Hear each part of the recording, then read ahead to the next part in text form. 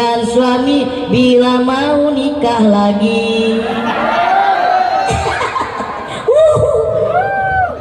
Alhamdulillah. Tapi Pak, jujur ini yang paling banyak ibu-ibu. Emang ibu-ibu mah di mana-mana paling banyak. Ibu di pengajian yang banyak ibu, di kondangan yang banyak ibu, di pasar yang banyak ibu, yang ngegosip. Cakep. Ibu-ibu mah gosip di mana aja, nggak kenal tempat, nggak kenal waktu. Kadang di pasar dia gosip, belanja sayuran, pakai digosipin suaminya.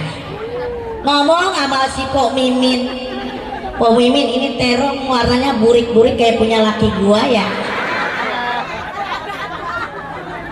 Jangan di pasar, di tempat yang berkah aja, tempat suci kayak Majlis Talim, dia gosip. Betul. Tuh ibu-ibu Pak, nggak pernah dengar saya bapak-bapak gosip. Jarang. Kalau bapak-bapak gosip berarti besoknya pakai mukena sama jilbab. Nih ibu-ibu tempat Majlis Talim di pengajian kadang-kadang gosip. Dia sikutnya main ke temennya. Lu tau nggak jilbab yang warna biru itu yang di depan ada ketiak, kenapa emang? Lu pernah duduk di sampingnya nggak? Nggak pernah. Lu serius nggak pernah? Oh gua mah pernah. Emang kenapa Jeng yang jilbab biru? Ih, lu tahu nggak? Itu keteknya bau. Sampai temennya dia gosipin. Ada yang begitu? Ada yang begitu? Saya ngajar takliman ibu-ibu, saya mau ngejelasin tentang fikih, tentang toharo, dia masih metis, ngerujak. Ibu-ibu kadang-kadang apa aja dibawa. Kata saya mah paham, dia mah wah. Bu kenapa? Ini Pak Ustadz rujaknya pedes. Saya ngomongin tentang tayamum. Ada yang begitu. Mana orangnya? Tapi ibu-ibu mah emang Pak jujur rajin-rajin. Makanya ibu-ibu mah pengajiannya banyak. Beda sama bapak-bapak, mohon maaf lahir dan batin. Kalau bapak-bapak pengajiannya cuma mingguan, bulanan paling, betul. Kalau ibu-ibu mah Senin sampai Minggu rajin ada aja. Kadang-kadang sehari 3 tempat, betul. 7 hari, 7 majlis taklim, 7 seragam, 7 kreditan. Itu Jakarta. Ini yang hijau udah lunas belum?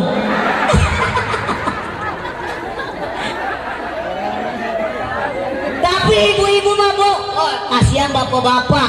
Ibu-ibu mah kadang-kadang seragamnya nih baru 2 kali pakai, udah laporan sama suaminya suruh ngambil lagi. Padahal mah belum lunas. Tapi bapak-bapak lihat suami kita Bu, suami ibu-ibu, bajunya seragamnya itu juga. Kadang-kadang sholat Jumat pokoknya itu, dia kondangan pokoknya itu, sholat asar pokoknya itu. Makanya kadang-kadang punya istri curang, giran kokonya kancingnya copot dijahit. Betul. Makanya ibu-ibu mah seragamnya rup-rup, punya suami sakitnya paru-paru. Jangankan seragam, kadang-kadang panci juga dikreditin. Tuh kalau suami bisa kredit, suaminya dikreditin. Na'udzubillah men. Tapi Pak jujur kalau ibu-ibu tingkatnya tinggi, beda sama bapak. Kalau bapak-bapak tingkat kepeduliannya kurang. Kenapa ibu-ibu pedulinya tinggi? Contohnya nih Bu, contohnya kalau bapak-bapak kurang kepedulian sama istri sama anak. Contohnya nih, suami ibu-ibu makan di rumah makan Padang belum tentu ingat istri sama anaknya. Benar ya Bu? Yang bilang betul suaminya begitu ya Bu ya? Mana Bu? Yang mana suaminya Bu? Colok. Betul nggak? Suami kita kalau kemana-mana makan di rumah makan belum tentu ingat istri gua udah makan apa belum, anak gua udah makan apa belum, betul. Tapi kalau ibu-ibu tingkat pedulinya tinggi banget. Makanya ibu-ibu mah kalau kemana-mana ingat sama suaminya sama anaknya. Anak gua udah makan belum? Suami gua udah makan belum? Makanya ibu-ibu makan mana selat tas. Betul. Ibu-ibu mah kemana-mana selalu bawa tas. Kadang-kadang lagi marhabaan aja itu ada jeruk nganggur dimasuk, ada salak ditukit, dira sodako cuma 2.000.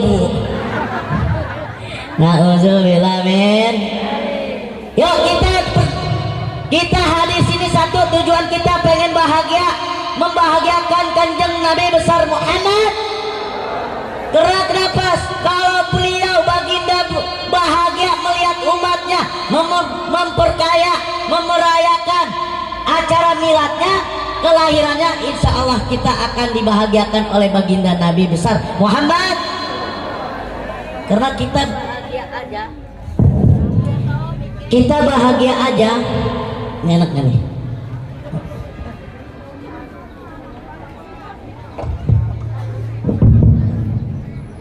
Kita bahagia Bu menyambut kelahiran, apalagi memperingati itu ya Allah. Insya Allah yakin, seyakin-yakinnya orang yang bahagia memperingati, menyambut kelahiran baginda Nabi besar Muhammad, insya Allah akan masuk ke jannahnya Allah.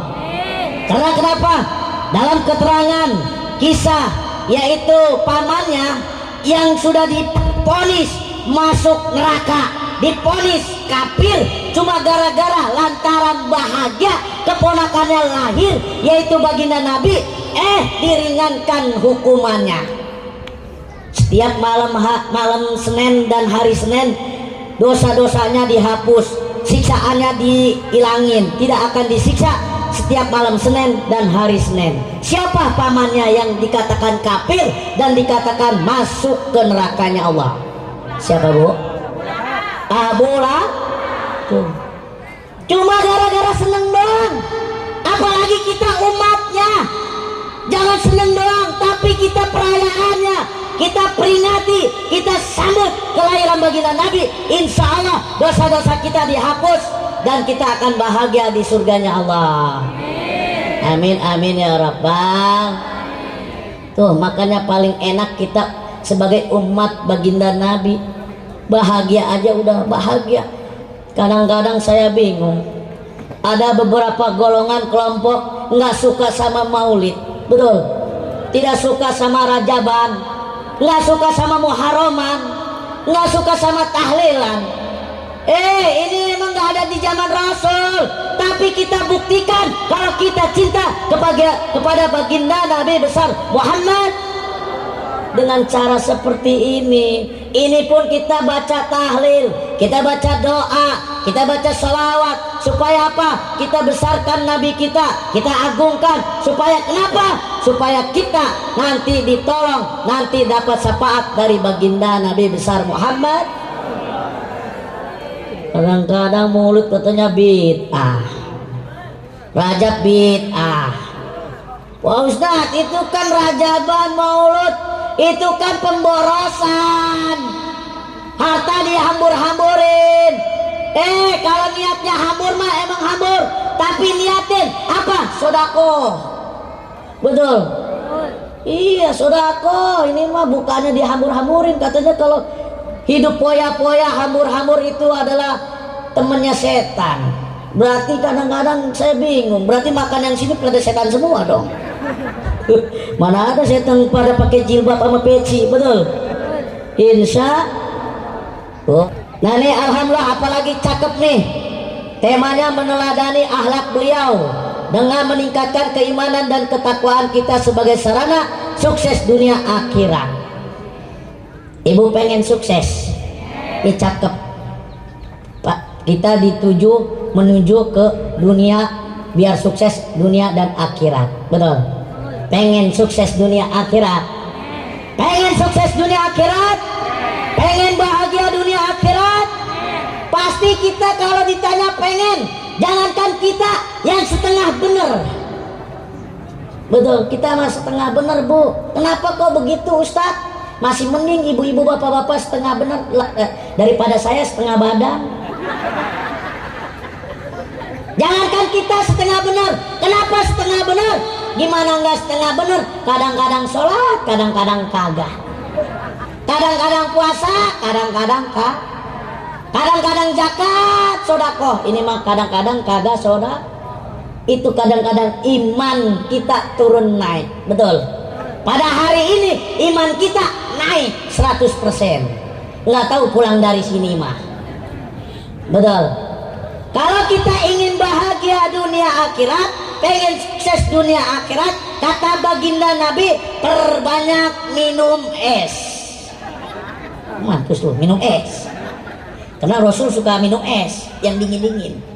Tapi esnya ini bukan es kelapa muda, bukan es teler, bukan es campur. Kata baginda Nabi, esnya apa? Perbanyak minum es. Esnya apa? 3 es. Es yang pertama apa? Perbanyak silaturahmi. Nih, hari ini kita udah lakuin es yang pertama, yaitu silaturahmi. Karena silaturahmi sudah dicontohkan oleh baginda Nabi. Beliau luar biasa silaturahminya ke umat-umatnya, berkeliling melihat nasib-nasib rakyatnya, umatnya. Yang gak makan dia lihat, yang kaya dia lihat. Karena beliau rajin silaturahmi. Karena sudah jelas siapa orang yang menyambung tali silaturahmi, insya Allah akan dimudahkan rezekinya, dipanjangkan umurnya, disehatkan badannya.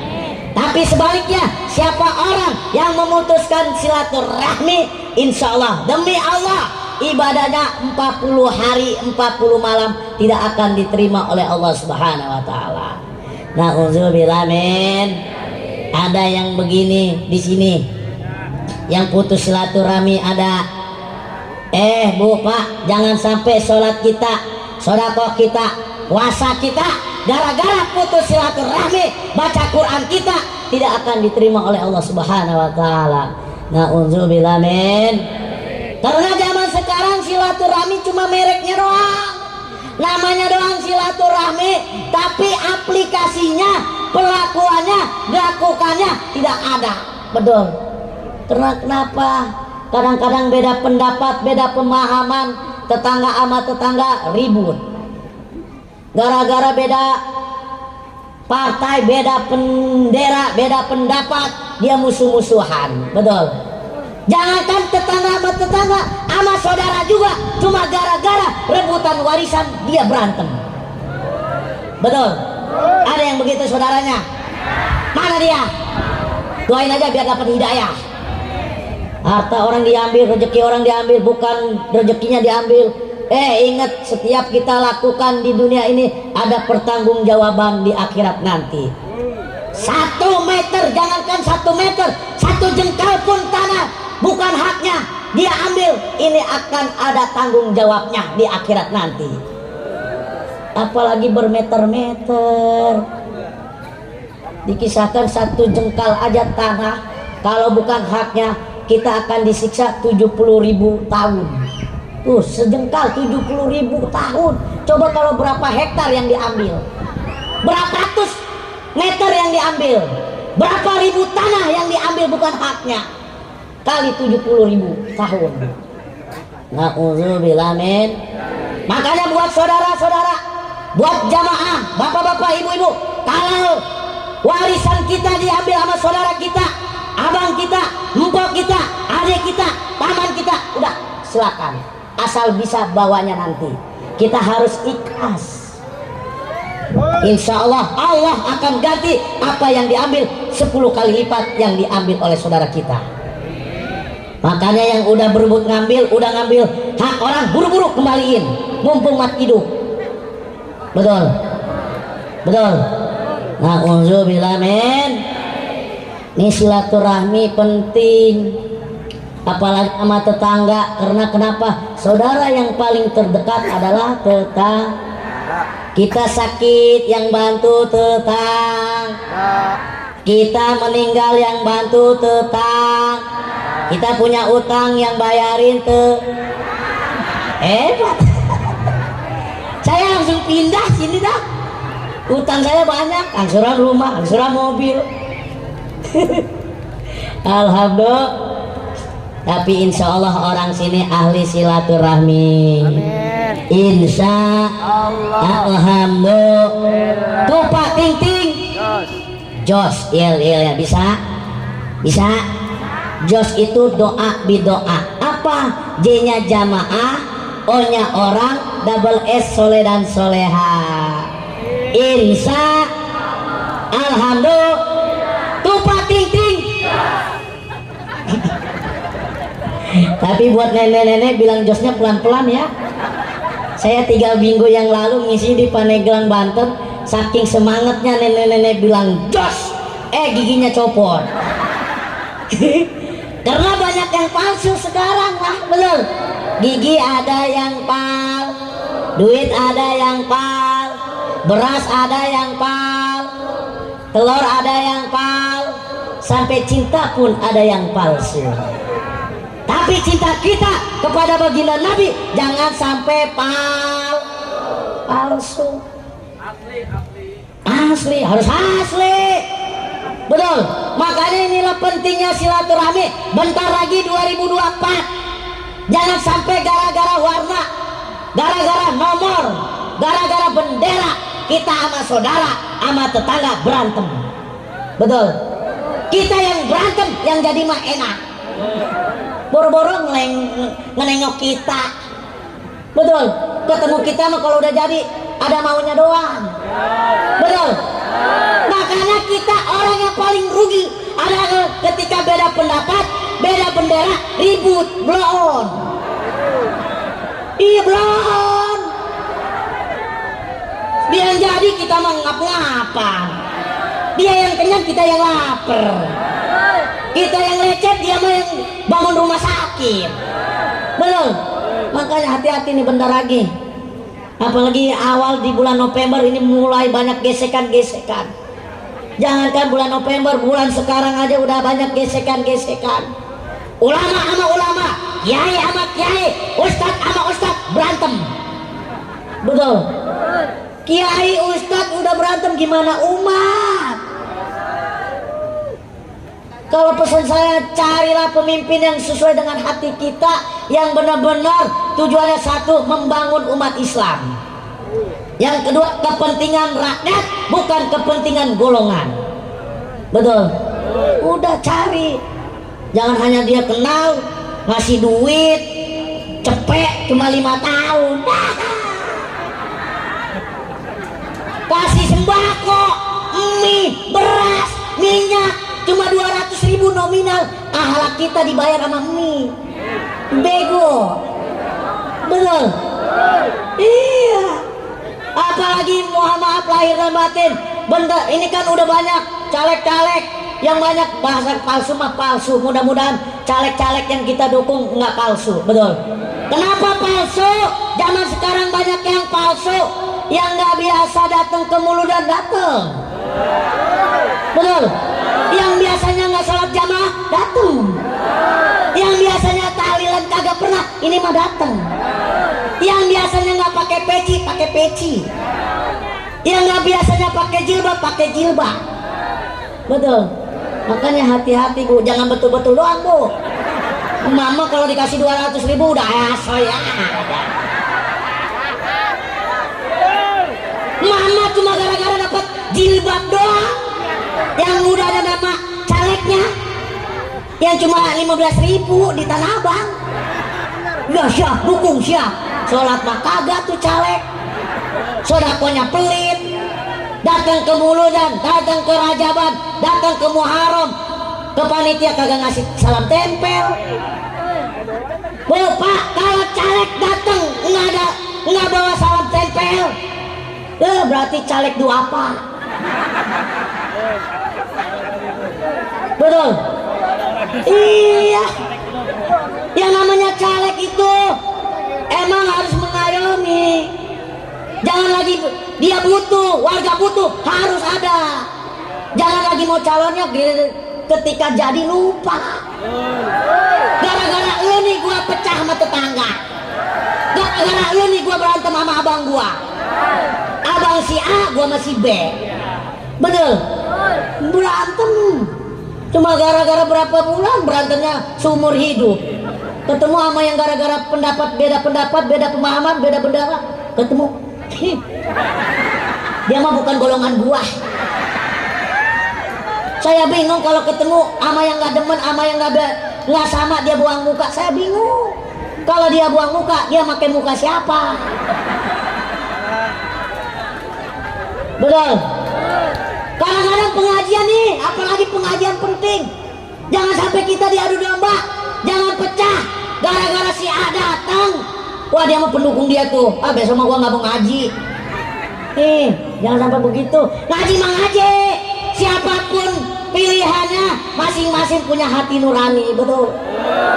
Minimal 4 kategori sifat Nabi yang kita pakai. Apa sifat Nabi yang 4 ini? Yang pertama adalah sidik. Kita pakai sidiknya. Nih si caleg sidik enggak? Habis sidik apa? Patona kita cari. Patona kagak. Namanya patona. Ya, habis itu amanah kagak.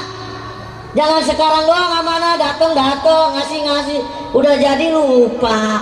Itu kan cerita lama, betul? Jangan berulang lu, Bu. Awas lu salah pilih, gua gedik lu. Iya, karena tanggung jawab si caleg ini bukan dia doang dipertanggungjawaban, orang yang milih juga bertanggungjawaban. Kalau si caleg yang kita pilih mohon maaf korupsi, sholat kagak, sodako kagak, yang milih tanggung jawab di akhirat. Iya, jangan si calegnya doang, ini jelas loh, ini hukum Allah. Nah, habis sidik, patona, amanah, tablik yang menyampaikan, nyampe enggak sesuai apa yang ada di pemerintahan. Kalau A, nyampe ke bawah A. Kadang-kadang yang di atas A, di bawah J. Bantuan 1 juta buat warganya, nyampenya gopek ke rakyat. Gimana mau nyampe? Tepuk tangan dong buat kita semua. Emosi gua mah. Bang, ini Bang Ustadz Meong kecil-kecil ngebahasnya. Wah. Intinya kan kita bersatu, betul? Bangsa Indonesia, negara NKRI ini merdeka gara-gara apa? Persatuan dan kesatuan. Kita merdeka. Coba kalau misa-misa zaman penjajahan, nggak akan merdeka kita. Dengan logika bambu runcing senjata kita melawan meriam bisa menang. Logika. Kenapa kita mau kompak bersatu? Makanya jangan sampai kita bercerai-berai, betul? Bersatu kita teguh, bercerai kawin lagi kata bapak-bapak. Emang berani Pak? Ini pentingnya silaturahmi. Mulai sekarang pesan saya, siapapun benderanya, apapun calegnya, apapun nomornya, jangan sampai kita pecah belah. Kita punya hati nurani kita, dan kita yang bertanggung jawab. Insya Allah. Alhamdulillah. Tupak ting ting.